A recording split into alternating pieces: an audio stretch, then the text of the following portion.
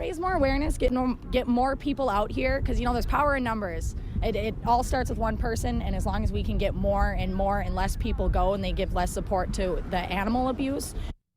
Protesters gathered near the Fargo Dome tonight with a message aimed at the circus, which has come to town. Good evening. Thank you for joining us. It's that time of year when creatures great and small come to Fargo for the El Zagel Shrine Circus. Thousands inside the Fargo Dome were all smiles, while a group outside was upset. Valley News Team's Natalie Parsons has the story. As families head towards the Fargo Dome for the El Zagel Shrine Circus, animal activists stand outside protesting the use of animals in the show lineup. And that's kind of what we're trying to avoid, is them adding animal acts and trying to get them to take them out because of the treatment of the animals. The protesters hold signs saying things like boycott the circus, caged for 90% of their lives, and lifetime of misery, implying the circus is no place for any type of animal. They're taken out of the wild and put into positions and made to do things that they're not supposed to. Many of these protesters learned about circus animal cruelty from the internet, but those working within the circus say don't believe everything you read. There's a lot of things on the internet, and I know that people, see over there and think that this is true, but it's not. For those working behind the scenes, the circus is a lifestyle, and the animals are family. If I grew up with the animals, okay, I spend more time with the elephants than with my own wife, with my own kid. El Zagel Shrine has seen the treatment of the animals firsthand for many years and defends the circus, saying it takes all precautions in keeping the animals in good health. They're given vitamins, special food, and if a problem arises, it's taken care of immediately. The care that goes into these animals are probably better than a lot of people take care of the pets at home. For these protesters, that's just not enough. And the caretakers are as bad as the circus itself. And the caretakers, they're just doing what they're trained. So I just really don't think that they know any better and don't realize that even the way that they're handling them just isn't quite right either. In Fargo, Natalie Parsons, Valley News Live.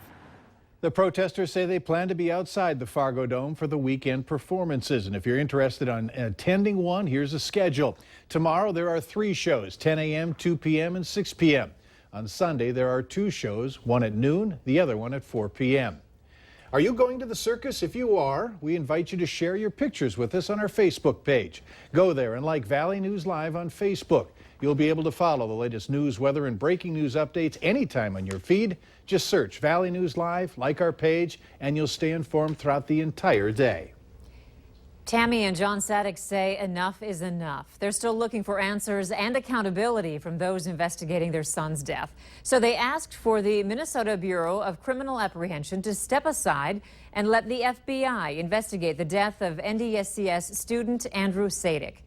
Sadek's body was pulled from the Red River near Breckenridge, Minnesota almost 2 years ago. He had a gunshot to his head and a backpack full of rocks tied to him. He was working as an informant for a Southeast North Dakota drug task force. The Sadeks say they need closure in their son's death, and they have hired attorney Lance Block.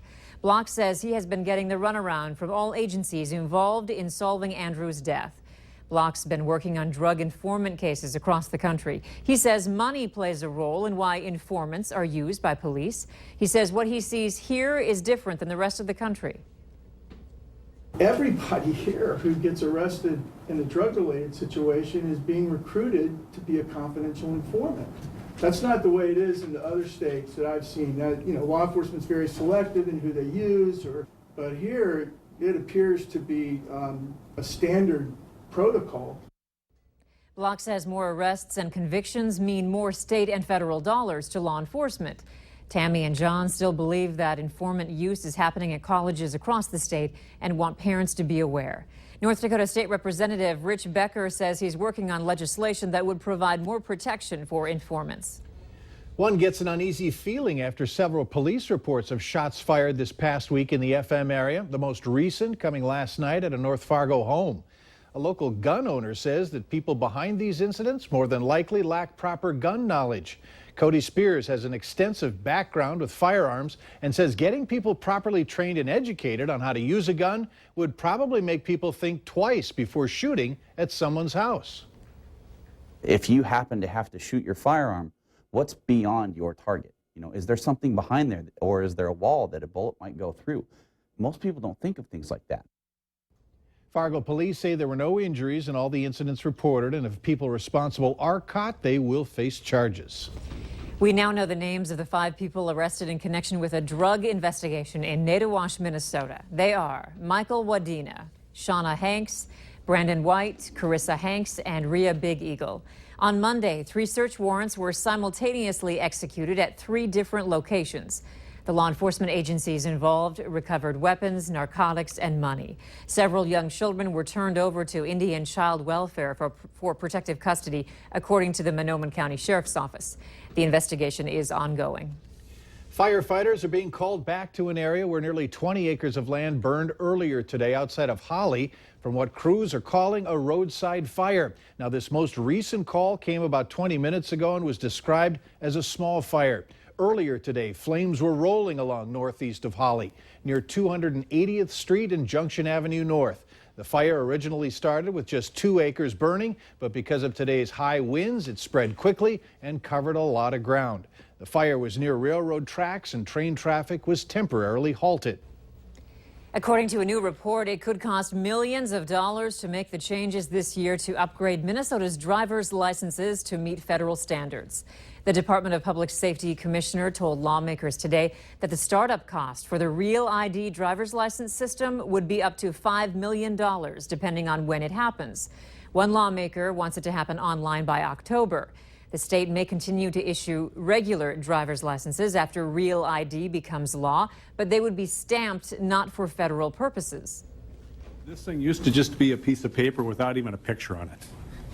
It never really was an ID. It was just a paper that says, hey, you passed the driver's test. Lucky you. Until 2 weeks ago, the people at DPS couldn't even study how to make Minnesota's driver's license system comply with Real ID because they were barred by law. Lawmakers changed that law, which is why this report is possible. But this report has a laundry list of state laws and DPS rules that would need to be changed to make Real ID happen. The Mayo Clinic hosted a special event today about the health and well-being of people who served our country. The Mayo Clinic Sports Medicine hosted female veterans today for a health and wellness expo. The focus was on fitness and nutrition education and for the women to be able to apply what they have learned to their home lives. The Mayo, the Wounded Warrior Project, and the Exos Performance teamed up to provide workouts and classroom sessions for the veterans. This kind of physical therapy can help vets cope with injuries that they've sustained in the line of duty. This is the first female-only expo, and this will hopefully allow the women to have a sense of camaraderie together.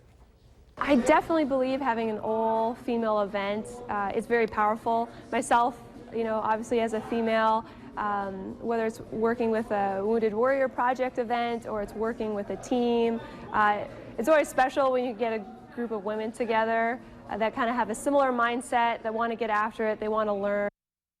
Veterans from all over the country attended today's expo.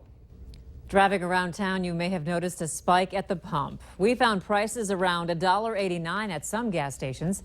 According to AAA's fuel gauge report, North Dakota's and Minnesota's gas average is above $2. The last time North Dakota drivers paid that price was back in December.